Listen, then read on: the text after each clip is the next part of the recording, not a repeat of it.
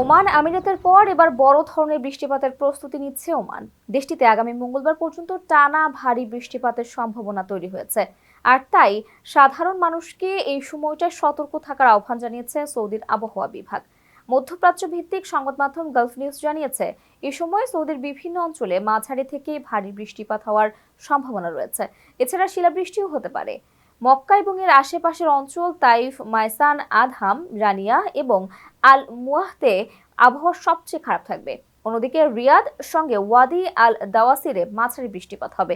দেশটির আবহাওয়া দপ্তর সম্ভাব্য ধূলিঝড়ের সতর্কতা দিয়ে বলেছে, উচ্চ গতিসম্পন্ন বাতাসের কারণে কোথাও কোথাও ধূলিঝড় হতে পারে। এতে করে আবহাওয়ার পরিস্থিতি আরো খারাপ হবে। আবহাওয়া দপ্তর তাদের নির্দেশনায় বৃষ্টির সময় উপত্যকা এবং জলাবদ্ধ এলাকা থেকে সবাইকে দূরে থাকার অনুরোধ জানিয়েছে।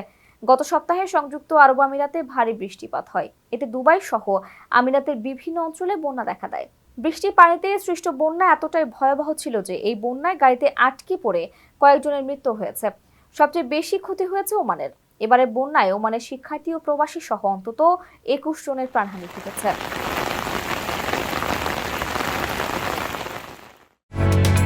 ওমানের সেরা রেট দিচ্ছে বাংলাদেশি প্রতিষ্ঠান গালফ এক্সচেঞ্জ। প্রিয়জনকে টাকা পাঠাতে আজই আসুন আমাদের যে কোনো ব্রাঞ্চে অথবা কল করুন স্ক্রিনে দেয়া নাম্বারে। গালফ এক্সচেঞ্জ, বাংলাদেশিদের প্রিয় এক্সচেঞ্জ।